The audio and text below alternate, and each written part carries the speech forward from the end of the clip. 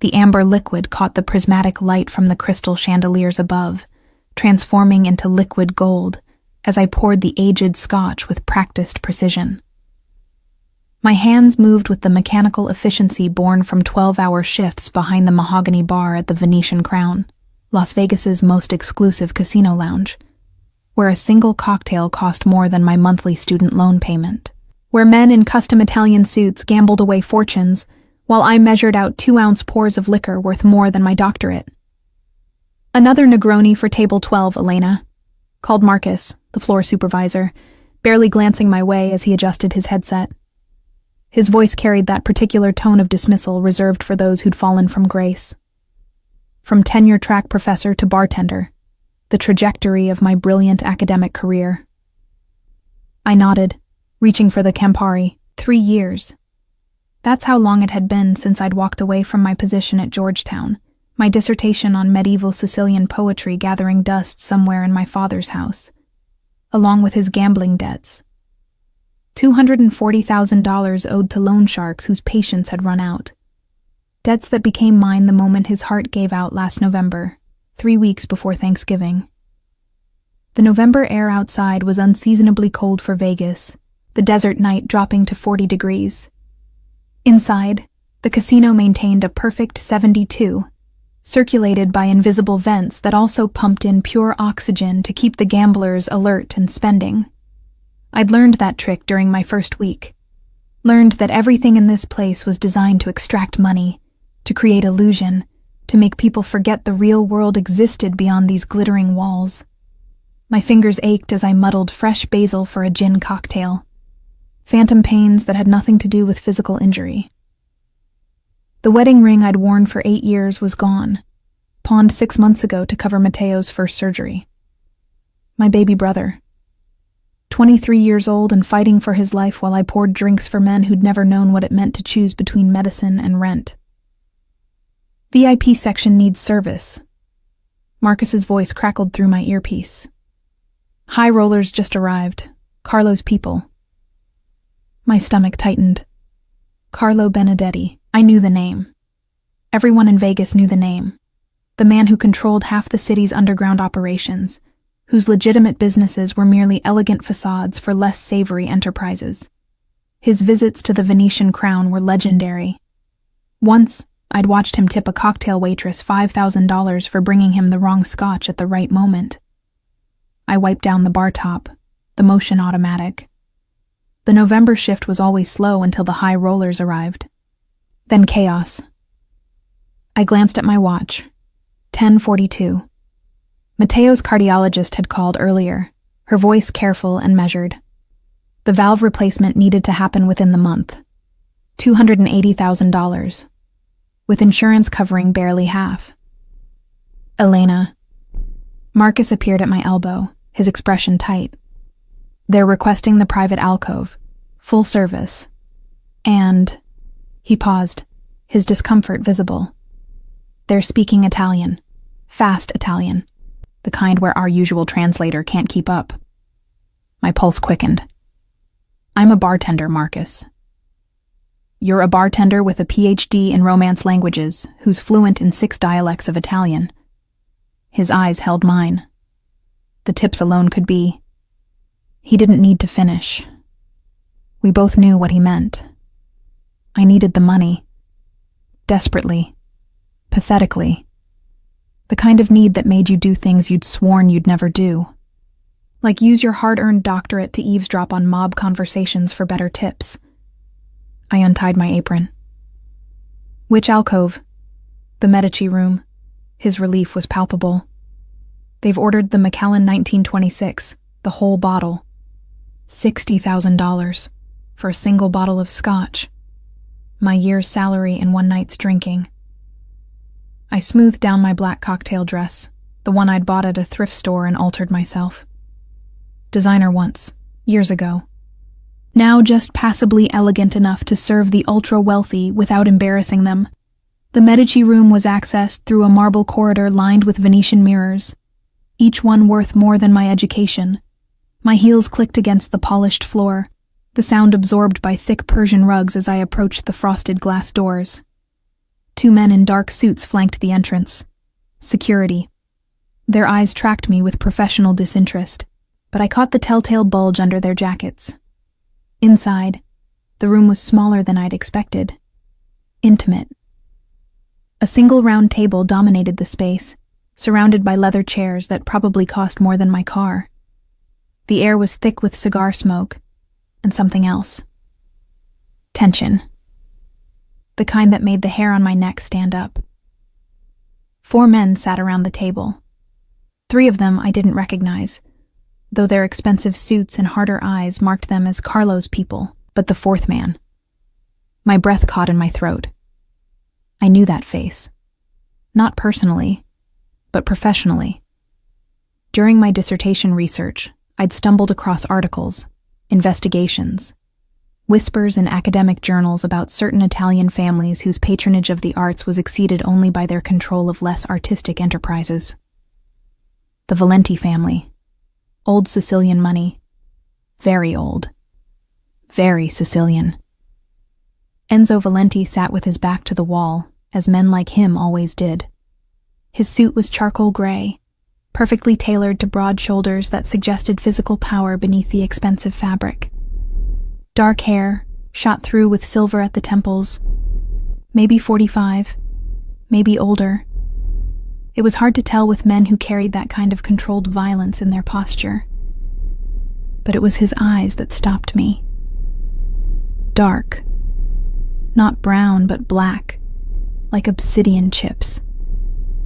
And they were fixed on me with an intensity that made my skin prickle. "Gentlemen," I said in English, my voice steady despite my racing heart. "I'll be serving you this evening. I understand you've ordered the Macallan 1926. "We have," said one of Carlo's men, his American accent marking him as local muscle.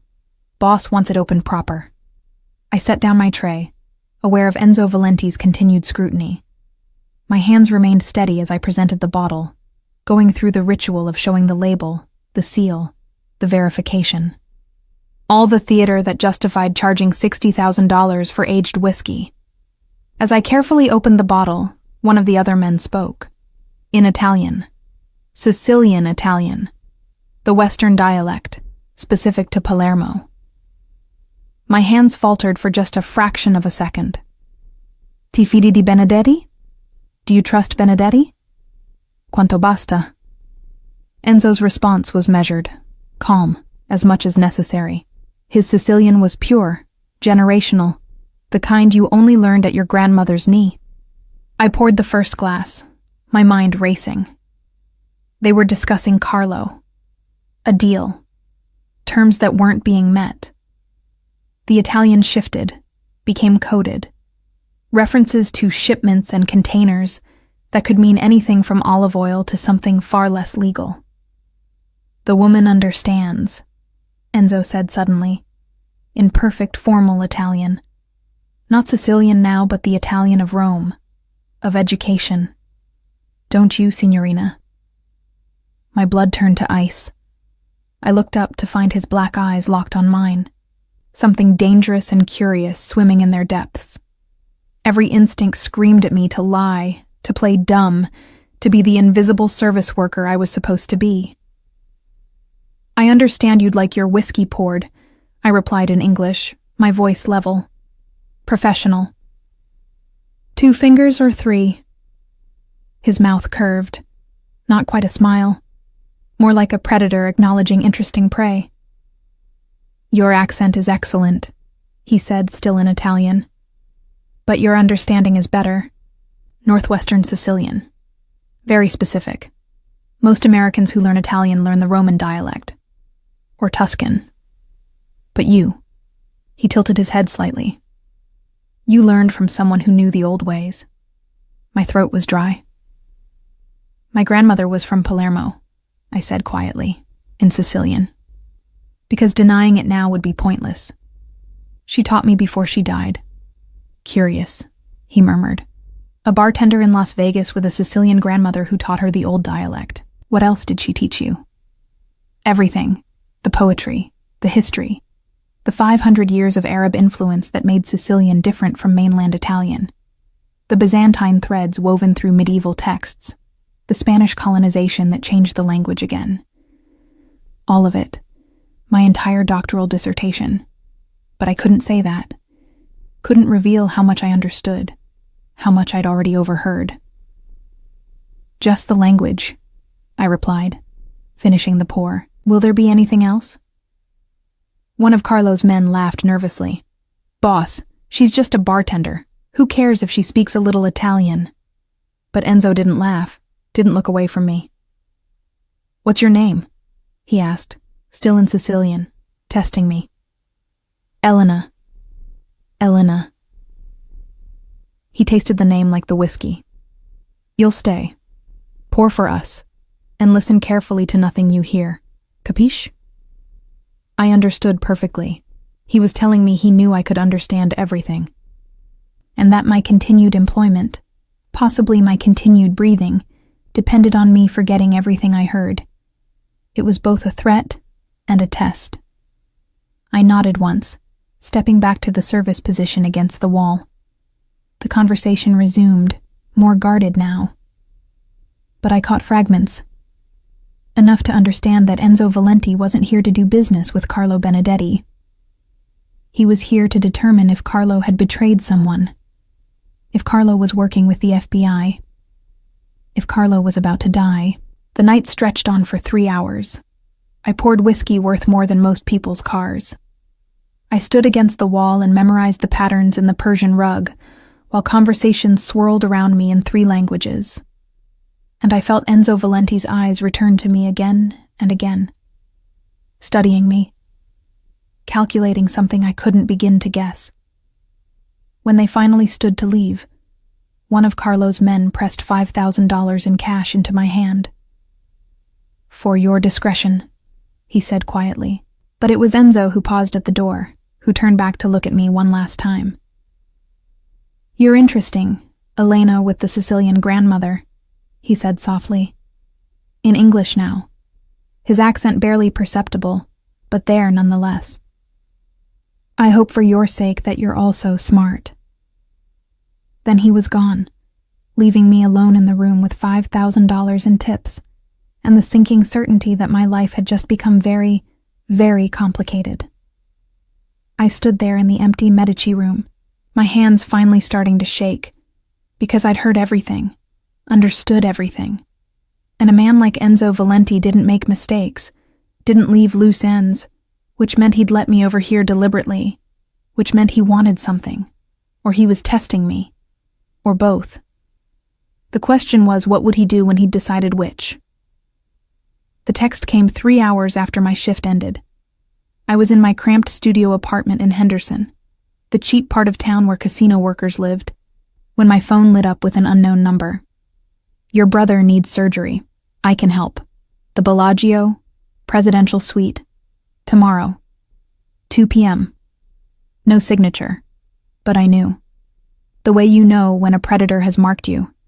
Enzo Valenti had investigated me. Found every pressure point. Every vulnerability. Every reason I might be desperate enough to make a deal with the devil. I stared at my phone screen until it went dark, my reflection ghostly in the black glass. How did he know about Matteo? The surgery? The $140,000 I didn't have? I'd been so careful. Used different names at the hospital. Paid in cash when I could. Kept my personal life separate from work. But men like Enzo Valenti didn't stay powerful by being careless. If he wanted to know something, he found out. The only question was what he'd do with the information. I couldn't sleep that night. Every time I closed my eyes, I saw those obsidian eyes studying me, calculating, determining my worth like I was a piece on a chessboard he was learning to play. At 4 a.m., I gave up and made coffee, sitting at my tiny kitchen table surrounded by medical bills and past due notices. Matteo's cardiologist had called yesterday. The valve replacement couldn't wait past Christmas. 6 weeks. That's all the time I had to find money I'd never have. My father's gambling debts had already eaten through everything. The house in Henderson, Mom's life insurance, my own savings from my brief academic career. All of it gone. feeding the insatiable appetite of his addiction. The surgery would cost $140,000 after insurance. I had $12,000 saved. $12,000 against $140,000. The math was impossible. Unless I accepted help from a man who made his fortune in ways that kept prosecutors awake at night. The Bellagio presidential suite was on the 31st floor, accessed by a private elevator that required a key card. The bellman who escorted me up was professionally polite, pretending not to notice my department store dress and Target shoes. The doors opened directly into the suite, bypassing any hallway. The space was obscene. Floor-to-ceiling windows overlooking the fountains, marble floors, art that was probably original, the kind of wealth that didn't just buy things but bought silence, bought loyalty, bought people. I'd read enough about the Valenti family during my dissertation research to know they'd been doing exactly that for 500 years. Enzo stood by the windows, his back to me, still in a suit despite it being Saturday afternoon. Charcoal gray again, perfectly tailored. I'd learned last night that he never wore anything but gray or black. Mourning colors in the old Sicilian tradition, though I doubted anyone had explained that to him. It was probably instinct. Blood memory. "Close the door," he said without turning. His English was perfect today, almost accentless, but I could hear Sicily underneath, the harder consonants, the slight musical lilt that never quite disappeared. I closed the door. The click sounded final, irrevocable. "Your brother, Matteo Vincent Reeves, age 23, was born with a bicuspid aortic valve." He turned now, those black eyes finding mine. A congenital defect affecting approximately 2% of the population. Usually manageable, except your brother also developed endocarditis 6 months ago, likely from an untreated strep infection. The infection damaged the valve further. Now he needs a replacement or his heart will fail within 3 months. My throat was dry. "How do you know all that?" "I know everything about you, Elena." He moved away from the windows, circling me slowly. Not threatening exactly. More like a jeweler examining a stone to determine its value. "Your father, Vincent Castellano, was a problem gambler. Owed $240,000 to the Marino family when he died. Those debts transferred to you as his only adult heir. You've been making payments. $500 a month. Barely enough to cover interest." He stopped in front of me, close enough that I could smell his cologne. Something expensive and woody with undertones of bergamot. "You changed your name from Castellano to Reeves after your father died, hoping to escape the shadow of his debts. Didn't work. The Marinos found you anyway. They're patient people, but their patience has limits. You have 4 months before they stop accepting payments and start accepting body parts instead." I forced myself to meet his gaze. "What do you want from me?" "The truth." His voice dropped, became softer, more dangerous. "Why does a woman with a PhD in romance languages work as a bartender? Why does she hide in Las Vegas serving drinks to men like me, instead of teaching at Georgetown?" The obvious answer is witness protection. FBI informant. Someone who said too much to the wrong people and got relocated with a new identity. "I'm not FBI." The words came out stronger than I felt. "I'm exactly what I look like. Someone desperate enough to take any job that pays." "Perhaps." He didn't sound convinced. "Or perhaps you're very good at appearing desperate, at creating a believable cover story, at being exactly where certain conversations might take place." He pulled out his phone, tapped something, then showed me the screen. It was a photograph. Me, outside the hospital yesterday morning.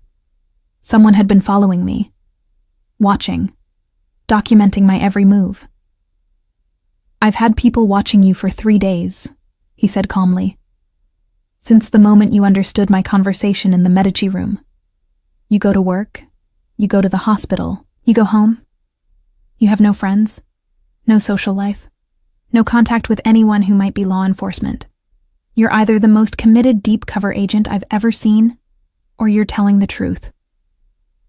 He swiped to another photo. This one made my stomach drop. Matteo, in his hospital bed. Someone had been in his room, close enough to photograph him while he slept.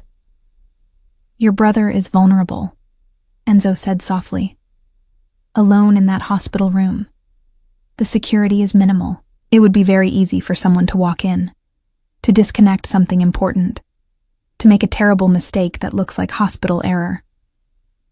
Rage flooded through me, hot and sharp. "You're threatening my brother?" "I'm stating facts." His expression didn't change.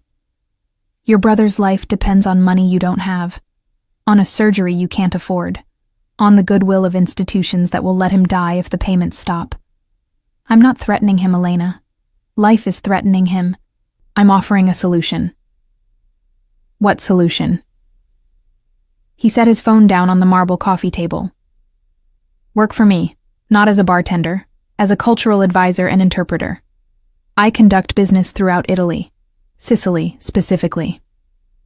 I need someone who understands not just the language, but the culture, the history, the subtle meanings that get lost in translation. Someone who can sit in rooms where deals are made and tell me what's really being said. You want me to spy for you.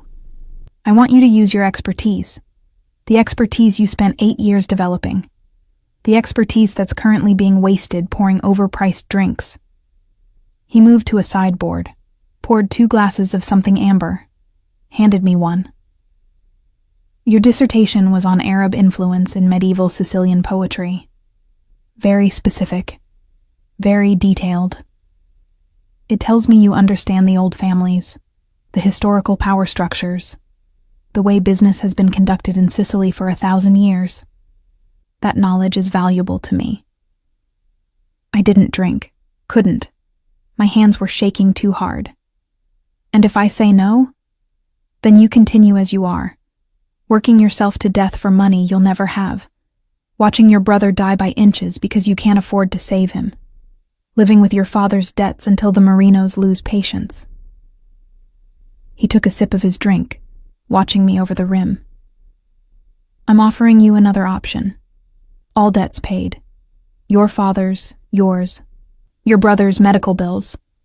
Full payment for the surgery plus 5 years of post-operative care. A salary of $200,000 a year. A secure apartment. Protection from anyone who might want to hurt you to get to me." It was everything. More than everything. The kind of offer that only came with strings attached. Strings that would strangle me. "What's the catch?" "The catch is loyalty." He set down his glass. "Absolute loyalty. You work for me, you belong to me. You don't speak to law enforcement. You don't keep secrets from me. You don't betray my trust. Ever. Because if you do, if you're working for the FBI, if this is all an elaborate setup..." He paused, his eyes going cold.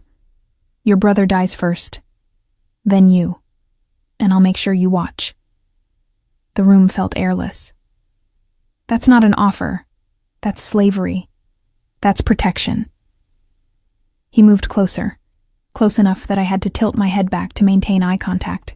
"Do you know what the FBI does to people like you, Elena? Academics who get caught up in investigations? They use you, burn you, throw you away when you're no longer useful. They'll promise protection and deliver nothing. I'm offering something concrete, something real. Safety, security, a life for you and your brother." "In exchange for what?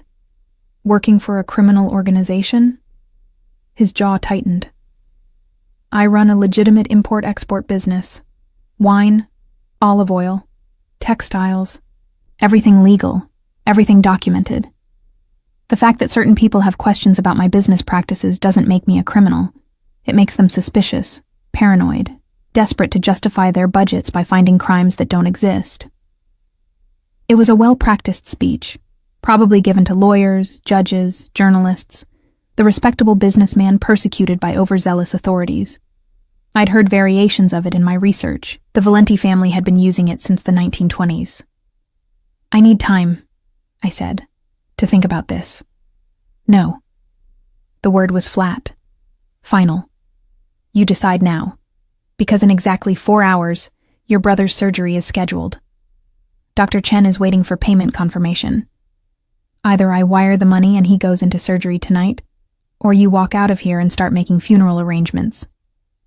My heart stopped. Tonight? His surgery isn't until next week. It was moved up. Emergency status. His valve deterioration accelerated. Didn't the hospital call you? He checked his phone. They tried. 3 times this morning. You didn't answer. I fumbled for my phone. 3 missed calls. All from the hospital. I'd been so focused on this meeting that I'd put it on silent. He's in pre-op right now, Enzo said, his voice softening slightly. They can't proceed without payment. The surgery costs $140,000. I can have the money transferred in minutes. Or I can walk away and let the hospital discharge him. Your choice, Elena. But choose now. I looked at him. Really looked at him. Trying to see past the expensive suit and calculated intimidation. Trying to find something human beneath the predator. But there was nothing. Just those black eyes, patient and cold, waiting for me to realize I'd never had a choice at all. If I do this, I said slowly, if I work for you, my brother knows nothing. He thinks the hospital worked out a payment plan. He never knows about you, about any of this. Agreed. And I have your word that he'll be safe, that he'll never be used against me, never be threatened, never be touched. Something shifted in Enzo's expression. Surprise, maybe, or respect. You're negotiating. I'm protecting my family, the only family I have left. He studied me for a long moment, and I couldn't read what he was thinking. Then, slowly, he nodded. You have my word, on my family name, on the honor of the Valenti family. Your brother will never be harmed. Not by me. Not by anyone who answers to me. He will have the best medical care available for the rest of his life, regardless of cost. This I swear. It was an oath. Old-fashioned. Formal. The kind of promise that meant something in the world he came from. A world where honor still mattered, even among criminals. Especially among criminals. Then I accept, I whispered. He smiled then, a real smile that didn't reach his eyes. Brava, you made the right choice. He pulled out his phone, made a call. Wire the money, all of it, yes, now. He hung up, then extended his hand. Welcome to the family business, Dr. Reeves. I think you'll find it quite educational. I shook his hand, his grip firm and warm and somehow final, like signing a contract in blood, which, in a way, I had. Your brother's surgery starts in 20 minutes, he said. My driver will take you to the hospital. Stay with him through recovery. Take the next 3 days off. Then we begin your real education. Education in what? In how to survive in my world. He walked to the door, opened it.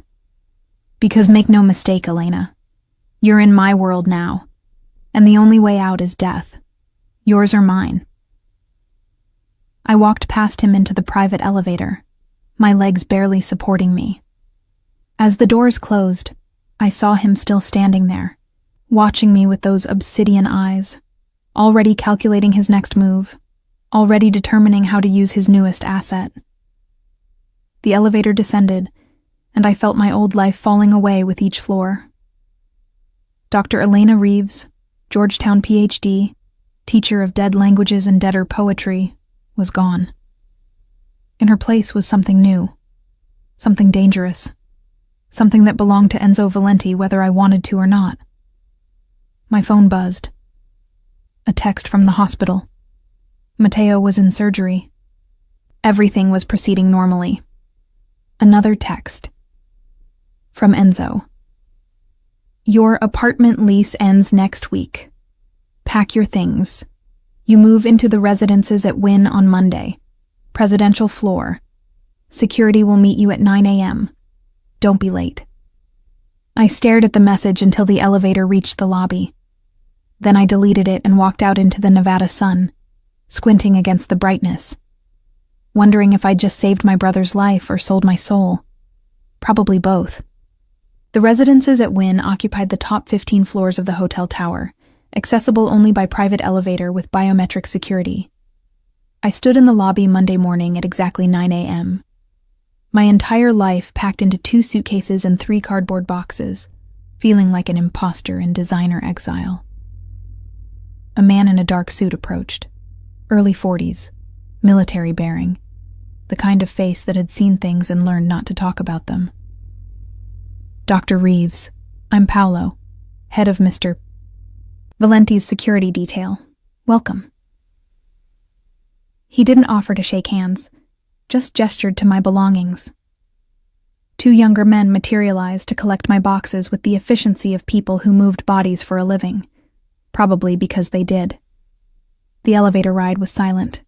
Paolo stood with his hands clasped in front of him, eyes forward, while I tried not to think about the fact that I was moving into a gilded cage 40 stories above Las Vegas. The doors opened directly into what Paolo called your residence. Not apartment, not suite. Residence. As if calling it something else would make it less of a prison. The space was obscene. 3,000 square feet of floor-to-ceiling windows, white marble floors, furniture that looked like it belonged in museums. The living room alone was bigger than my entire Henderson apartment. A grand piano sat in one corner, gleaming black lacquer that probably cost more than Matteo's surgery. Mr. Valenti had it fully furnished, Paolo said, walking me through rooms I couldn't afford to breathe in. Master bedroom, guest room, office, kitchen. Building security is on duty 24/7. Room service available whenever you need it. Charged to Mr. Valenti's account naturally. Naturally, because I didn't have an account anymore. Didn't have money or freedom or any of the things that made someone a person instead of property. Your schedule. He handed me a tablet. Mr. Valenti expects you at his office every morning at 8. Evenings are yours unless otherwise specified. Weekends too, unless he has business that requires your expertise. You'll accompany him to meetings, dinners, any situation where Italian might be spoken. Your job is to listen, translate, and advise. Nothing more. I scanned the tablet. Tomorrow morning, 8 a.m., meeting with suppliers from Naples. Wednesday afternoon, conference call with distributors in Palermo. Thursday evening, dinner with Sicilian investors. Every day, all day, immersed in Enzo Valenti's world. Questions? Paolo asked. Can I visit my brother? Of course, but security escorts you. Always. Mr. Valenti's orders. I'm a prisoner. Paolo's expression didn't change. You're protected. There's a difference. Mr. Valenti has enemies, people who'd hurt you to get to him. The security isn't punishment, Dr. Reeves. It's necessity. He left me alone in 3,000 square feet of luxury imprisonment. I walked through the space, touching furniture I'd never own, looking out windows at a city I no longer belonged to. Below, tourists gambled and drank and celebrated, free to make their own mistakes. I'd made mine. Now I was paying for it. My phone rang. Unknown number. Did Paolo give you the schedule? Enzo's voice smooth and controlled.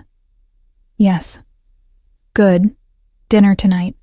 7 p.m. Giada at the Cromwell. I'll send a car. Is that a request or a command? Silence. Then, it's an orientation. You need to understand how I conduct business, how to present yourself, what's expected. Consider it training. Training for what? Being your performing monkey? Training for staying alive. His voice hardened. I'm not your enemy, Elena, but I will be if you make this difficult. 7 p.m., wear something appropriate. He hung up. I looked at the closet in the master bedroom. Someone had filled it. Designer dresses, shoes, jewelry, all in my size. All carefully selected to transform a bartender into something that could stand beside Enzo Valenti without embarrassing him. I chose a black dress. Simple, elegant.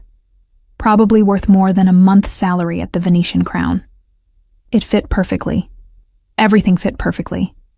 Because Enzo Valenti didn't make mistakes, didn't leave details to chance, controlled everything and everyone in his orbit.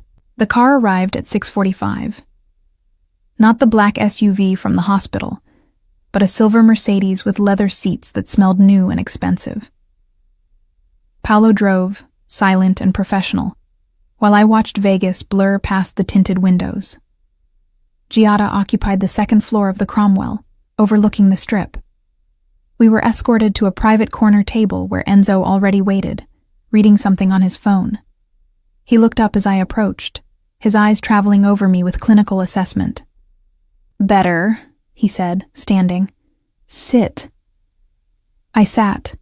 A waiter materialized with wine I hadn't ordered.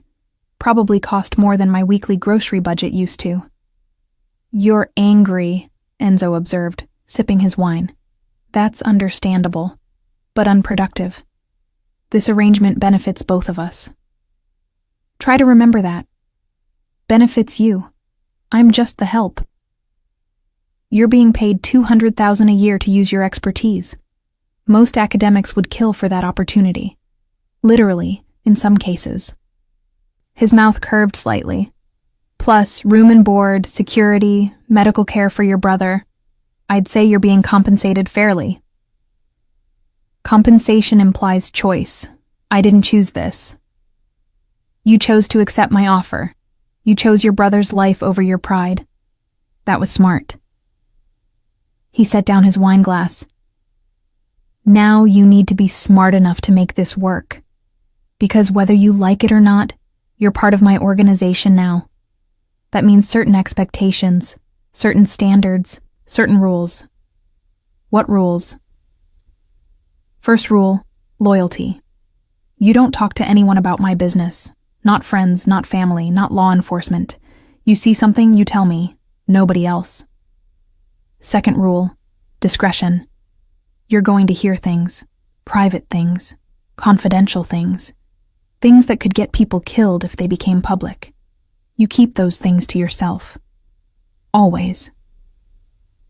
He paused as the waiter delivered our first course. Some kind of seafood I couldn't identify. Third rule, availability. When I call, you answer. When I need you, you come. No excuses, no delays. Your time belongs to me now. Understand? I pushed the food around my plate. And if I break these rules, then we renegotiate our arrangement.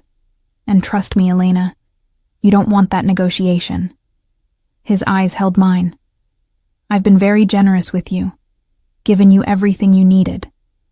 All I ask in return is your cooperation. Is that really so terrible? You're asking me to betray everything I believe in, to work for someone who operates outside the law, to become complicit in whatever it is you actually do. I run an import-export business. Wine, olive oil, textiles from Italy, everything legal, everything documented. I've told you this. And I'm not naive enough to believe that's the whole truth. He smiled, genuinely amused. No, you're not naive at all. That's why I chose you. He leaned forward, his voice dropping. Let me tell you a truth, Dr. Reeves. The world you used to live in, the academic world of theories and historical analysis, that was the fantasy. This, what I do, this is reality. This is how power actually works. Not through laws or institutions or democratic processes, through relationships, through loyalty, through understanding that rules are for people who don't have the strength to make their own. That's just another word for criminal. That's another word for survivor. He sat back. My family has survived in Sicily for 500 years, survived invasions, revolutions, wars, governments. We survived because we understood something your professors never taught you. Power isn't given. It's taken, and held, and defended, by any means necessary. I studied him across the table. In the candlelight, he looked different. Less like a predator, more like someone carrying weight I couldn't see. Responsibilities, legacies, expectations that had been crushing his family for centuries. "Why me?"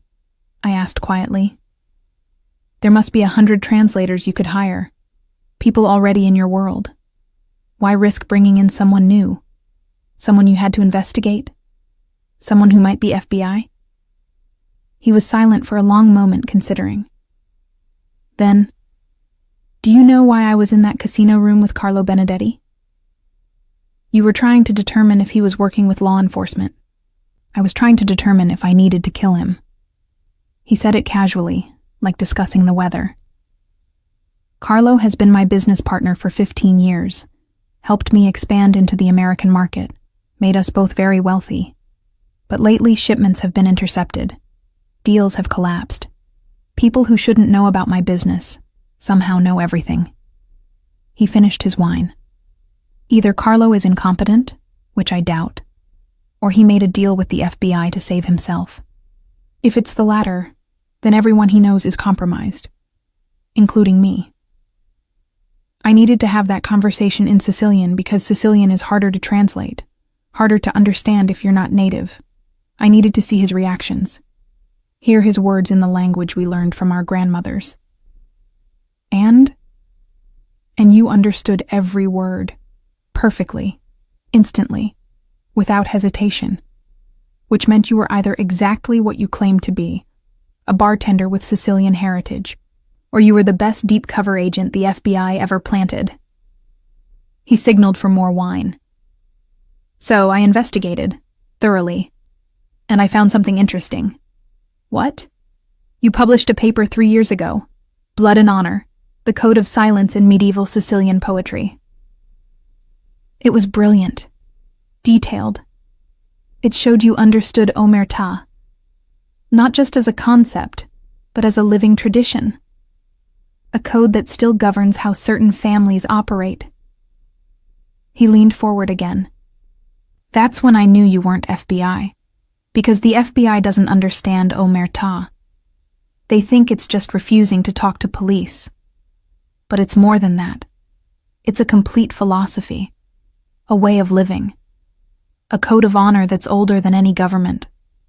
And you understood it, respected it, even admired it, in your academic way."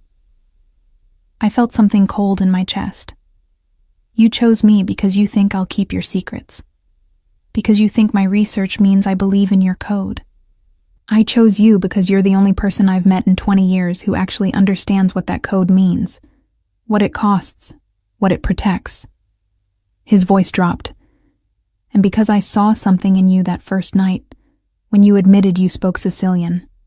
You could have lied, should have lied, but you didn't. You told the truth even though it was dangerous, even though it put you at risk. That's rare, Elena. That kind of instinctive honesty. That's someone I can work with." The waiter delivered our main course, some kind of pasta that smelled divine and tasted like ashes in my mouth. "Tomorrow," Enzo said, his tone shifting to business. "We meet with suppliers from Naples, the Rossini brothers. They're old family, connected to the Camorra. They'll speak in Neapolitan dialect, which is different from Sicilian, but similar enough that you should understand. Your job is to listen. Tell me if they're lying, if they're planning something, if their words don't match their intentions." "You want me to read their minds?" "I want you to read their language. Every culture encodes truth differently. In Neapolitan, if a man says, 'Perhaps we can discuss this later,' he means no. If he says, 'This is very interesting,' he's insulting you. If he says, 'with respect,' he's about to lie. You know these things. You studied them. Now you use them." I set down my fork. "And if I tell you they're lying, what happens then?" "That depends on the lie. Small lies, business lies, those are expected. Normal. But big lies, dangerous lies." He shrugged. Those have consequences. You mean you'll kill them? I mean they'll face consequences appropriate to their betrayal. He met my eyes. This isn't a game, Elena. The people I do business with, they're not playing. They're surviving. And in that world, betrayal is death. Has been for 1,000 years. Will be for 1,000 more. Your job is to help me identify betrayal before it kills me. Before it kills the people who depend on me. People like me. People like you. He nodded. You're part of my organization now. Under my protection. That makes you valuable. But it also makes you a target. Anyone who wants to hurt me might try to hurt you first. That's why you have security. That's why you live where you live. That's why you need to learn the rules. Fast. I looked out the window at the strip below, blazing with neon promise. Tourists everywhere, believing in luck, in fortune, in the possibility that tonight they might win big. None of them knowing that the real game was happening in rooms like this, where men like Enzo Valenti decided who lived and who died based on subtle inflections in regional dialects. I need to see my brother, I said. Tonight, after this. Paolo will drive you. Stay as long as you want. His voice softened slightly. How is he? Recovering. The surgery went well. Dr. Chen says he should be released by the end of the week. Good. I've arranged for in-home care. Nurse on duty 24 hours for the first month. Then 12 hours for the second month. After that, we'll reassess based on his progress. I stared at him. Why are you doing this? You already have what you want. Why keep helping him? Because I keep my promises. Simple, direct. I swore your brother would have the best care available. I meant it. When I give my word, Dr. Reeves, I honor it. Always. That's how trust works. That's how loyalty is earned. He stood, signaling the end of dinner. 8 a.m. tomorrow. My office is in the Wynn, executive floor. Paolo will show you. Wear something professional, but not severe. The Rossini brothers are old-fashioned.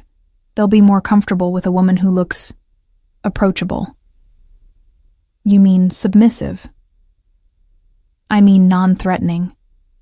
There's a difference. He dropped cash on the table, far more than the meal cost. Learn it. Your life might depend on understanding that difference someday. He left me sitting there, surrounded by half-eaten expensive food and the wreckage of my former life. Outside, Vegas gleamed and promised and lied, just like everything else.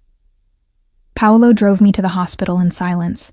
Matteo was awake, groggy but smiling when I walked into his room. Lena, you came. Of course I came. I pulled up a chair, taking his hand. It was warm now, color returning to his fingers. How do you feel? Like someone cracked open my chest and replaced my heart, which technically they did. He grinned weakly. Doc says I'm doing great. Should be out of here by Friday. Can you believe it? I'm actually going to live. I squeezed his hand, fighting tears. Yeah, champ. You're going to live. The hospital worked out some amazing payment plan. Like, incredibly amazing. I don't understand how you managed it. I didn't. They have programs. For cases like yours. He studied me with eyes too perceptive for someone on pain medication. You're lying. You're terrible at lying, Lena. Always have been. What did you do? Nothing. I just got lucky. Found the right program at the right time. Lucky. He didn't believe me, but he was too tired to push. Okay, lucky. I'll take it. Whatever it is, whoever helped, I'm grateful. We're both grateful. I stayed until he fell asleep, holding his hand, memorizing his face. Alive. Safe. That's all that mattered. Whatever I'd become, whatever I'd sold myself to, it was worth it if he kept breathing. Paolo was waiting in the hall when I emerged. Ready? Yes. Take me home. Home. The word felt wrong. The residences wasn't home. Would never be home. Just another cage. Just another place Enzo Valenti owned and I occupied. But Matteo was alive. And for that, I'd live in any cage. Wear any chain. Become anything Enzo Valenti needed me to be. Even if it meant losing myself completely in the process. The Rossini brothers arrived exactly on time. Italians are never on time, my grandmother used to say, unless they're planning to kill you. Then they're punctual. I stood in Enzo's office on the executive floor of the Wynn, watching two men in expensive suits step off the private elevator with the confidence of people who'd never been denied anything in their lives. "Remember," Enzo said quietly beside me, his breath warm against my ear. "Listen to what they don't say. The Camorra speaks in silences." The office was designed to intimidate. Floor-to-ceiling windows overlooking the strip. Furniture that cost more than cars. Art on the walls that looked Renaissance and probably was. Enzo sat behind a desk made of black walnut, and I stood slightly behind him, positioned like a piece of furniture myself. Decorative. Functional. Owned. Enzo. The older Rossini brother, Salvatore, embraced Enzo with the kind of backslapping affection that meant absolutely nothing. "Amico mio. Too long. Much too long." "Salvatore, Gianni." Enzo returned the embrace with equal insincerity. "Please sit. Can we offer you anything? Espresso? Something stronger?" They sat, and I poured espresso from a service that was probably worth my year's salary at the casino. My hands were steady. I'd learned that much in 3 days. How to be invisible while being completely present. How to serve powerful men without seeming to exist. The conversation started in English. Pleasantries about the flight from Naples, the weather in Vegas, the fortunes being won and lost downstairs. Surface chatter while both sides assessed the other, looked for weaknesses, planned attacks. Then Salvatore switched to Italian. Not the formal Italian of Rome, but Neapolitan, thick with dialect. "The shipments have been problematic. 3 intercepted in 6 months. Our people are nervous." "I understand their concern," Enzo replied smoothly, also in Neapolitan. Matching dialect for dialect, power play for power play. "But the issue isn't on my end. My logistics are clean. Perhaps the problem is with your suppliers." Johnny, the younger brother, leaned forward. "With respect, the FBI seems very interested in your operation specifically. Not ours. Perhaps you have a problem you haven't shared." "With respect," the phrase that meant I'm about to call you a liar. I caught Enzo's eye, the briefest glance, and nodded slightly. He saw it. Understood. "My operations are clean," Enzo said flatly. "If the FBI is interested, it's because they're desperate, chasing ghosts, building cases on nothing." "Perhaps." Salvatore's tone said he didn't believe it. "But ghosts have a way of becoming very real, very expensive. We need assurances, Enzo. Guarantees that our investment is protected." There, the real reason for the visit. They wanted out. Wanted to cut ties before Enzo's house of cards collapsed and buried them in the rubble. I scribbled a quick note, slid it across the desk where only Enzo could see. They're planning to terminate partnership. Looking for exit strategy. Enzo's jaw tightened imperceptibly. "What kind of assurances?" "A gesture of good faith," Johnny said smoothly. "A demonstration that you still have the power to protect our interests. Perhaps information on what went wrong with the last shipment. Names of who might be cooperating with authorities. They were fishing, trying to determine if Enzo knew about Carlo Benedetti, about the investigation, about how deep the betrayal went." I wrote another note. "They already know about Carlo. Testing to see if you know." Enzo read it, his expression never changing. "The last shipment failed because of human error. Someone got careless. That someone has been dealt with. It won't happen again. Dealt with. Salvatore smiled. That's reassuring. We appreciate decisive action. But the problem remains. 3 shipments, Enzo. That's not carelessness. That's penetration. Someone inside your organization is talking. Or inside yours. Enzo's voice went cold. Perhaps the Camorra has its own problems. Perhaps you're here testing me because you're the ones being investigated. Perhaps this entire conversation is you trying to determine if I'll roll over when the FBI comes knocking. Silence. The dangerous kind where violence hung in the air like humidity before a storm. Then Salvatore laughed. Always direct, Enzo. I appreciate that. Fine. Let me be direct too. We want out. The partnership has been profitable, but the risk is no longer acceptable. We'll honor existing contracts, but no new business. Clean break. No hard feelings. No hard feelings. Enzo's tone suggested there were absolutely hard feelings. And the $3 million you owe me for the last shipment? The one that was intercepted? My loss, I suppose. That shipment was lost because of your security failure, not ours.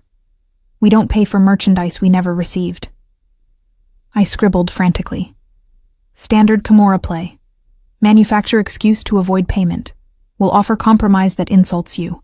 Accept it, and they'll see weakness.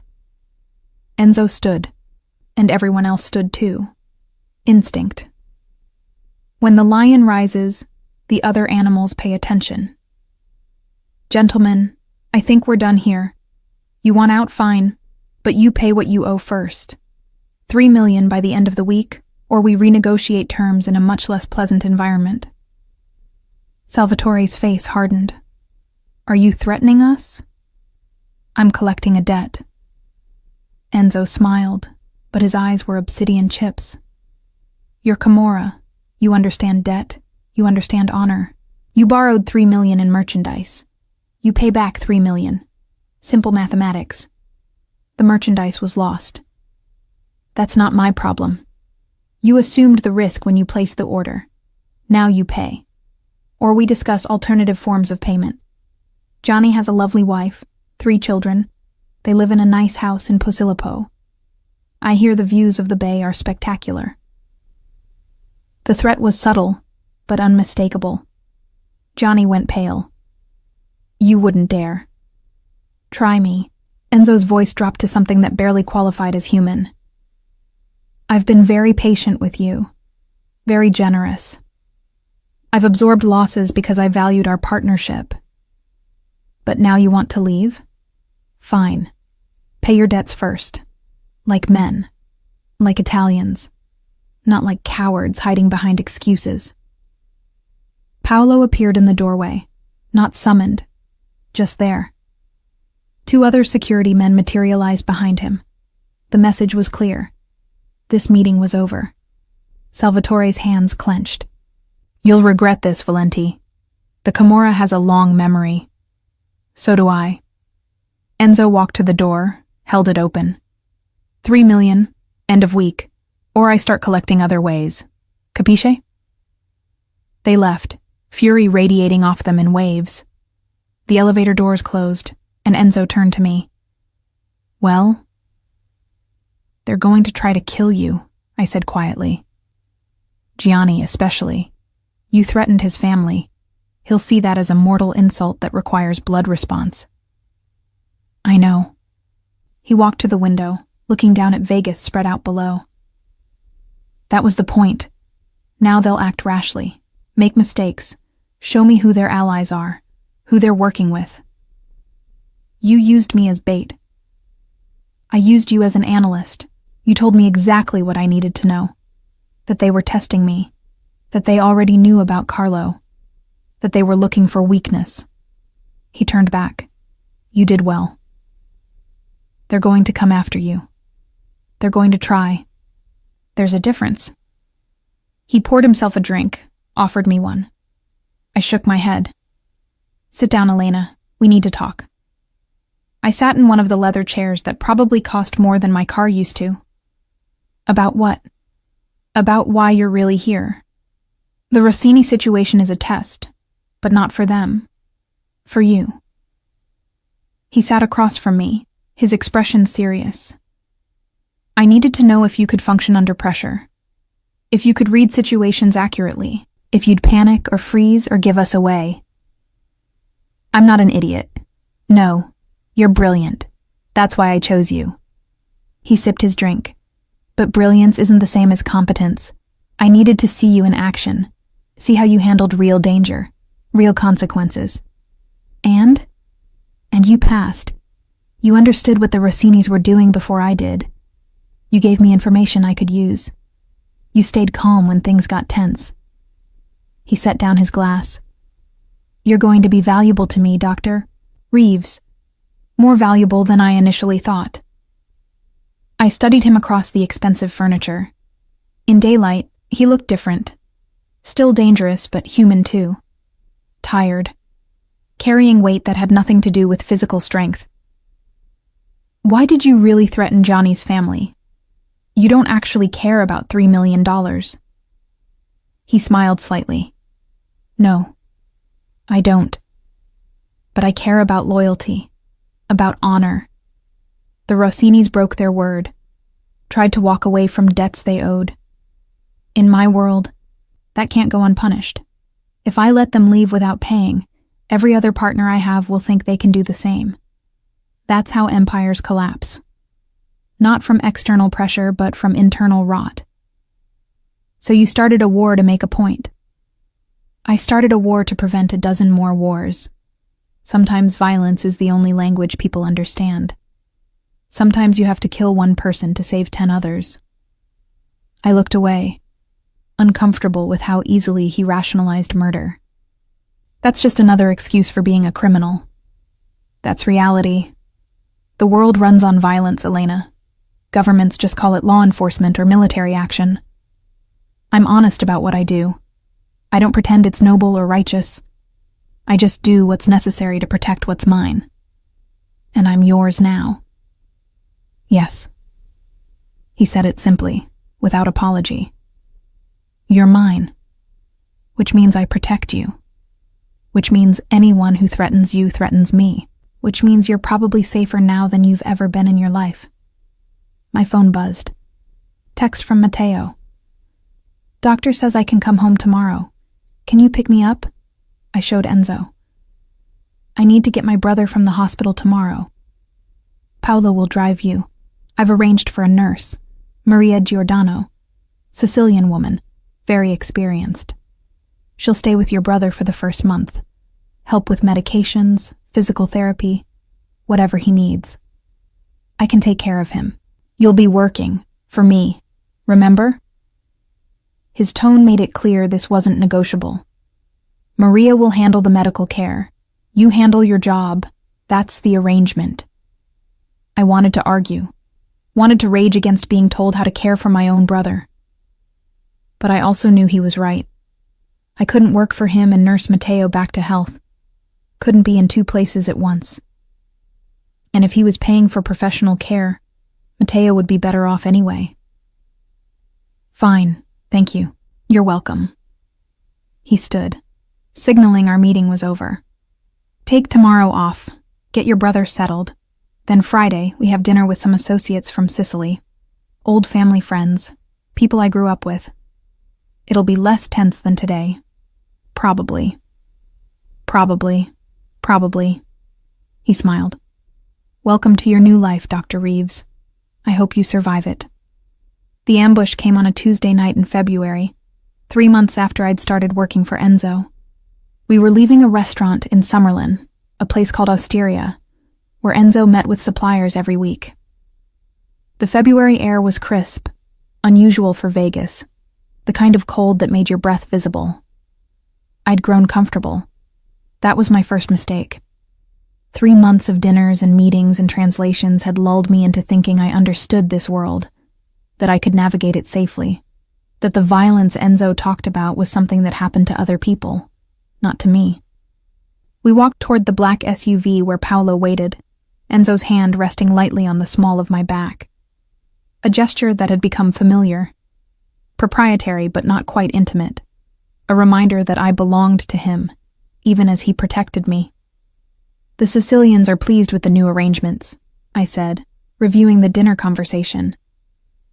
Benedetto specifically mentioned the quality has improved since you changed suppliers. He's ready to increase his monthly order by 30%. Good. Enzo's voice was distracted. His eyes scanned the parking lot with the constant vigilance of someone who'd survived multiple assassination attempts. What about his cousin? The one who barely spoke? Nervous. He kept touching his wedding ring when you discussed expansion into Catania. Either he has family there who'll be affected, or he's worried about stepping on someone else's territory. Smart girl. His hand tightened slightly on my back. Remind me to... The shot came from the rooftop of the building across the street. I heard it before I understood what it was. A crack, like breaking wood, impossibly loud in the quiet night. Enzo's body jerked, and suddenly we were falling. He'd tackled me to the pavement, his weight crushing the air from my lungs. More shots. The windshield of the SUV exploded. Paolo was moving, returning fire, his gun appearing from nowhere. 2 more security men emerged from the restaurant entrance, their weapons drawn. "Stay down!" Enzo hissed in my ear. His voice was tight with pain.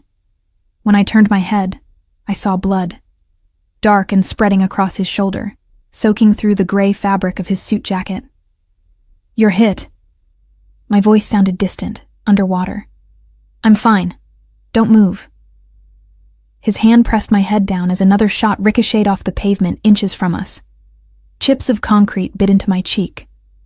Paolo and the others were firing now, a coordinated response that spoke to extensive training. Military precision. I heard someone scream across the street, a body hitting the ground. Then silence. Terrible, ringing silence. "Clear!" Paolo shouted. "Rooftop clear! 2 shooters down!" Enzo rolled off me slowly, his face pale. The blood was spreading faster now, running down his arm. "Elena, are you hurt?" "No. But you are. You need a hospital." "No hospital." He struggled to sit up and I helped him, my hands shaking. "Paolo, status." 2 shooters neutralized. Rossini contractors, looks like. Sicilian rifles. Professional setup.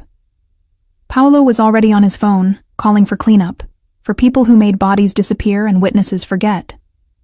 "Boss, you need medical attention. Bring the car around. Take us home." Enzo's voice was steady, despite the blood loss, despite the bullet lodged somewhere in his shoulder. "Elena, can you walk?" "Yes. But you can't. You've been shot." "I've been shot before." He stood, swaying slightly. I caught his good arm, steadying him. "This is nothing, just a scratch." It wasn't a scratch. It was a through and through that had barely missed his brachial artery. But I didn't argue. In his world, showing weakness was death. Even bleeding in a parking lot, he had to project strength. Paolo drove while I pressed my wadded-up jacket against Enzo's shoulder, trying to slow the bleeding. The drive to the Wynn took 12 minutes that felt like hours. Enzo's face grew paler with each passing mile, his breathing shallow. "Stay with me," I said quietly. "Don't you dare die in this car." He smiled weakly. "Bossy. I like that. I'm serious. You can't die. I won't let you." "Won't let me?" His eyes found mine. "Since when do you give me orders, Dr. Reeves?" "Since you got shot saving my life." My voice cracked. "You pushed me down. You could have dodged. Could have taken cover. But you protected me instead." "Of course I did." He said it like it was obvious.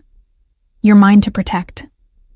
We reached the Wynn, and Paolo took us up the private elevator to Enzo's penthouse, a space I'd never seen. A doctor was already waiting. An older man who asked no questions and worked with the efficiency of someone who'd treated gunshot wounds many times before. "The bullet went through cleanly, Dr. Durham," Ricci announced after 20 minutes of probing that left Enzo pale and sweating. "Missed the major vessels. You're lucky." "Lucky." Enzo's laugh was harsh. That's one word for it. The doctor bandaged him, prescribed antibiotics and pain medication, and left with the same discretion he'd arrived with. Paolo stationed security throughout the penthouse and disappeared to coordinate response to the attack, leaving me alone with Enzo in his living room. The space was surprisingly sparse, expensive but minimal. Black leather furniture, floor-to-ceiling windows, art that looked Renaissance, but no photographs, no personal items, nothing that revealed who Enzo Valenti was when he wasn't being a mob boss. "You should rest," I said, hovering uselessly while he poured himself a drink with his good hand. "I should call the Rossinis and tell them their assassins failed." He downed the whiskey in one swallow.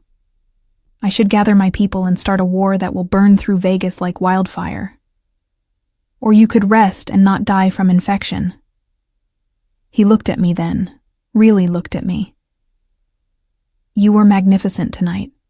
You didn't scream, didn't panic, just assessed the situation and acted appropriately. Most people freeze their first time under fire. I was terrified, but you didn't show it. That's what matters." He set down his glass. "You saved my life tonight, Elena. You saved mine. You literally took a bullet meant for me.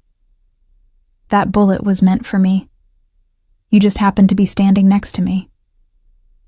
He moved closer, close enough that I could smell the copper tang of blood mixed with his cologne. "But you're right.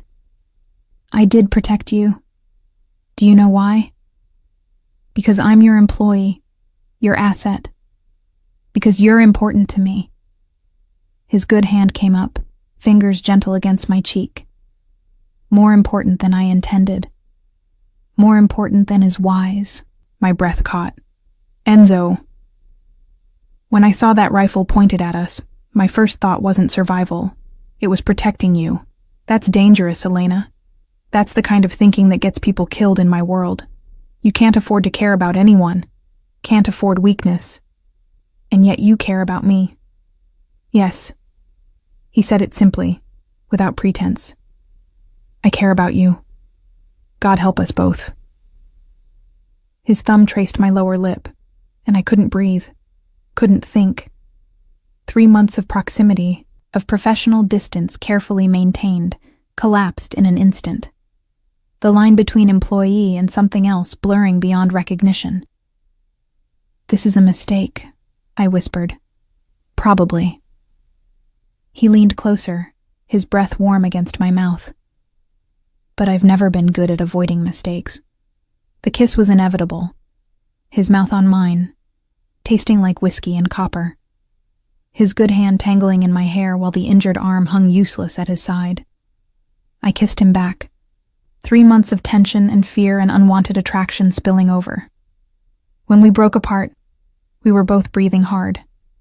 His eyes were black fire, his face still too pale from blood loss. "This complicates everything," I said. Everything was already complicated. He rested his forehead against mine. "The Rossinis tried to kill us tonight. That means war. That means blood. That means everyone in my organization is a target, including you. Especially you now." "Why, especially me?" "Because they'll have been watching. They'll know I protected you first. They'll know you matter to me. That makes you a weapon they can use." His jaw tightened. "I need to send you away. Somewhere safe. Somewhere they can't find you." "No." The word came out stronger than I'd intended. "I'm not running. I'm not leaving you to fight this alone. Elena, you saved my life tonight. You took a bullet for me. You think I'm going to abandon you now? Let you face the Rossinis without someone watching your back?"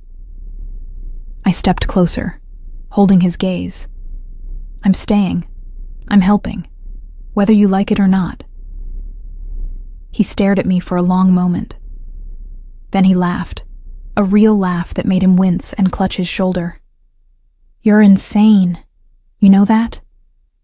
I learned from the best." "Fair point." He grew serious again. "If you stay, if you fight beside me, there's no going back. You'll be fully in this world, fully committed. Blood in, blood out. Do you understand what that means? I understand. And I did. I understood that I was choosing this, choosing him, choosing a life of violence and moral compromise and constant danger, but I was also choosing to be more than a victim, more than someone trapped by circumstances. I was choosing power. Then we do this together. He pulled me close with his good arm, careful of his injury. The Rossinis want war. We'll give them war, but we do it smart, strategic. We don't just kill them. We destroy them.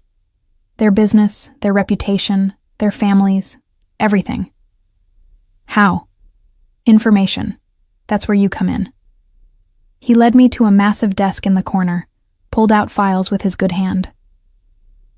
The Rossinis have been in business for 40 years. They have enemies. People they've betrayed. Organizations they've cheated. We find those people. We give them reason to act. We turn the Rossinis' entire world against them. I looked through the files. Names, addresses, business dealings, a complete intelligence network. You've been planning this. Since the moment they walked out of my office owing me $3 million, I knew they'd try something.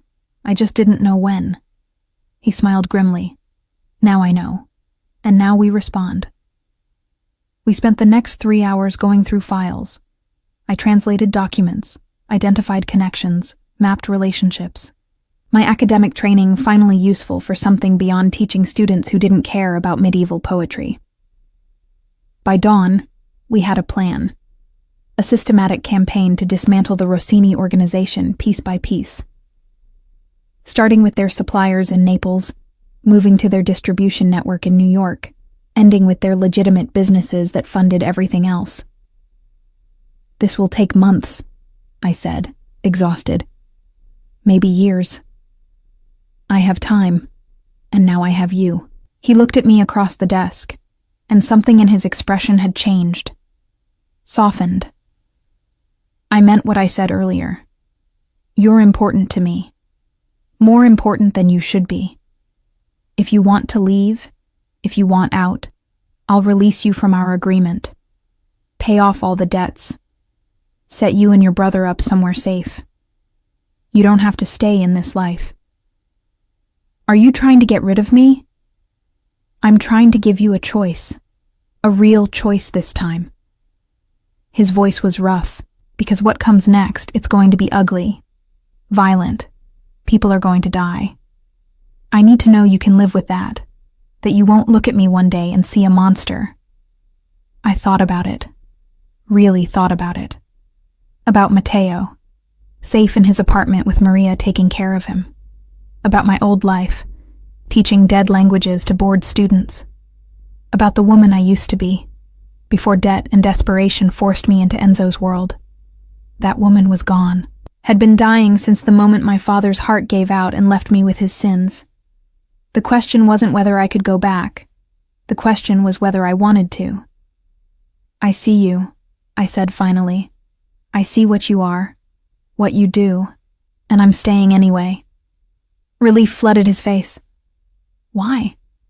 Because you saved my life. Because you protected my brother. Because in 3 months you've been more honest with me than anyone else in my entire life. You never pretended to be something you're not. Never lied about what you wanted. That's worth something. That's worth everything. Elena. His voice was rough. And because I care about you too. Even though I shouldn't. Even though it's dangerous and stupid and completely insane. I care about you. I moved around the desk, careful of his shoulder. So yes, I'm staying. I'm fighting. I'm in this with you. All the way. He pulled me close with his good arm, burying his face in my hair. You're going to get yourself killed. Then I'll die knowing I chose it. Chose you. I pulled back to look at him. What happens now? Now we make the Rossinis regret they ever crossed us. His smile was dangerous. Beautiful. And then we take over their territory, expand into Naples, show every organization in Italy that the Valenti family is not to be challenged. Ambitious. I'm Sicilian. Ambition is in our blood. He kissed me again. Slower this time. Deeper. a promise and a claiming all at once. When we broke apart, his eyes held mine. "You're mine now, Elena. Officially. Not just my employee or my translator. Mine.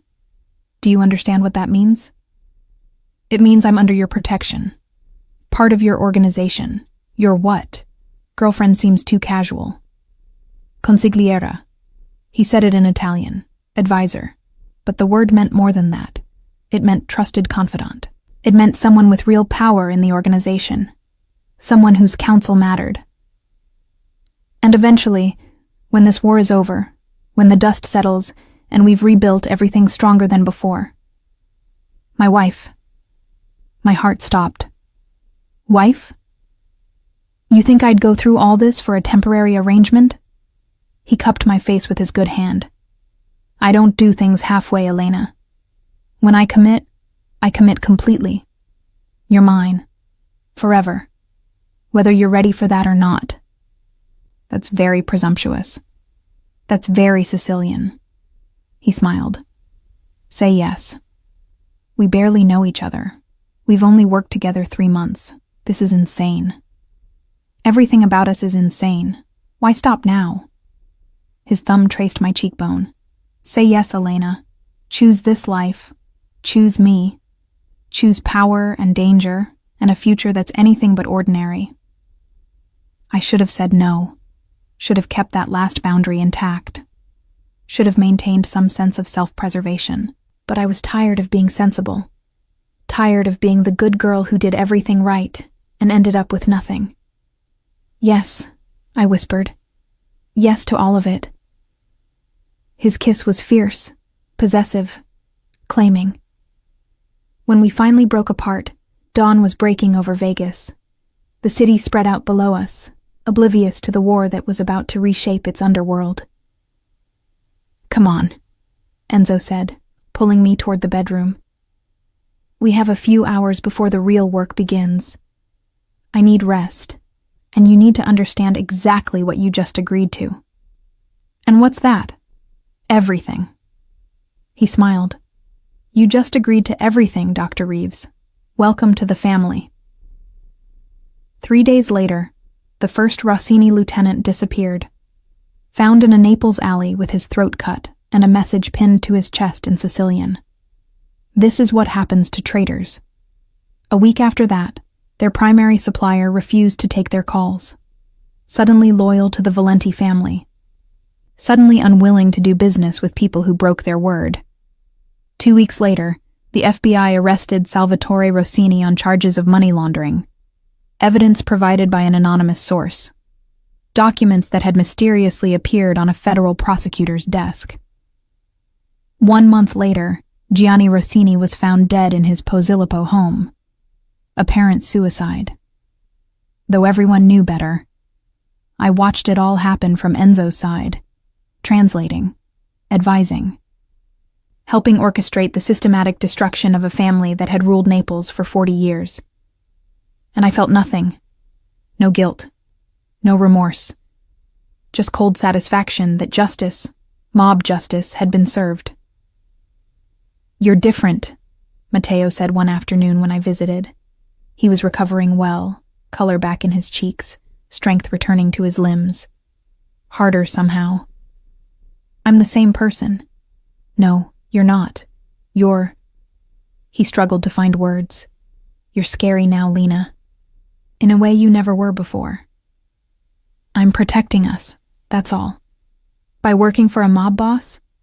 I'd never told him about Enzo, about what I really did. But he wasn't stupid. He'd figured it out. By doing what I have to do to survive, to keep you alive. I never asked you to sell your soul for me. You didn't have to ask. You're my brother, my family. I'd burn the whole world down to keep you safe. I squeezed his hand. Don't judge me for the choices I've made. You don't know what it's been like, what I've had to sacrifice. I'm not judging. I'm worried. This path you're on, Lena, it doesn't end well. It never ends well. Maybe. I stood to leave. Or maybe I'm finally becoming who I was always meant to be. Maybe Georgetown and academia and all of it was the lie. And this, what I'm doing now, is the truth. He didn't answer, just watched me leave with sad eyes that said he'd already lost his sister, that the woman who came to visit was a stranger wearing Elena's face. Maybe he was right. That night, Enzo gathered his inner circle. Paolo, 3 other lieutenants, and me. We stood around the conference table in his office while he outlined the next phase of expansion. The Rossini territory is ours, he announced. Naples, Salerno, Caserta, all of it. We control the ports now, the distribution networks. Everything from Sicily to New York flows through us. He looked at me then, his expression unreadable. And Elena is officially my consigliera, my advisor. Anyone who disrespects her disrespects me.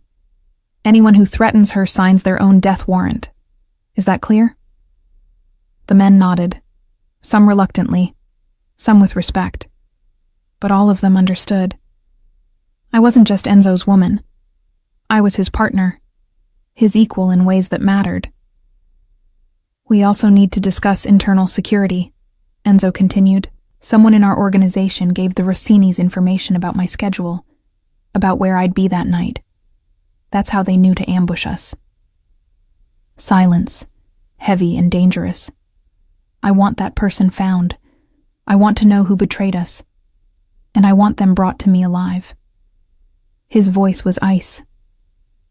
Elena will conduct interviews with everyone who had access to my schedule. She'll determine who's lying, and then we'll have a conversation about loyalty. It took 2 weeks of careful questioning, of watching micro-expressions and listening to voice patterns and analyzing every tiny detail of speech and behavior. My academic training finally put to use in ways my professors never imagined. I found him on a Tuesday. Marco, one of the junior lieutenants, the same age as Matteo, with a wife and baby at home. He'd been feeding information to the Rossinis for 6 months, paid $20,000 for schedule details, for intel on meetings and business deals. Why? I asked him in the secure room where Paolo had brought him. Why betray Enzo? He treated you well, paid you fairly. They threatened my family. Marco's eyes were wide with terror. Said they'd kill my wife, my baby. I had no choice. Everyone has a choice. Enzo's voice came from behind me. I hadn't heard him enter. You could have come to me, told me about the threat. I would have protected your family. Instead, you betrayed me. Nearly got me killed. Nearly got Elena killed. I'm sorry. Please.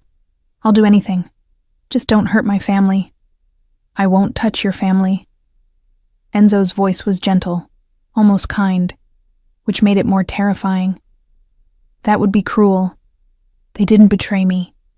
You did. The shot was quick, clean. Marco crumpled without another word. I flinched but didn't look away. This was my world now. This was the price of loyalty, of power, of survival. Are you okay? Enzo asked quietly after Paolo had removed the body. Yes. And I was. That was the terrifying part. I just watched a man die, and I felt nothing. He made his choice. He did. Enzo pulled me close. This is what we do, Elena. This is who we are. If you can't live with it, I can live with it. I looked up at him. I can live with all of it, as long as I'm with you. He kissed me then, in a room that still smelled of gunpowder and death. And I kissed him back, sealing my fate, choosing darkness over light, power over morality, love over everything else. 6 months later, we stood in a private chapel in Sicily. His family around us, ancient faces watching as Enzo Valenti married the American academic who'd become his consigliera. His partner, his equal. You're sure about this? He asked as we stood at the altar. Last chance to run. I'm sure. I squeezed his hand. I'm exactly where I'm supposed to be. And I was. For better or worse, for richer or poorer, in blood and violence and dark loyalty, I was home.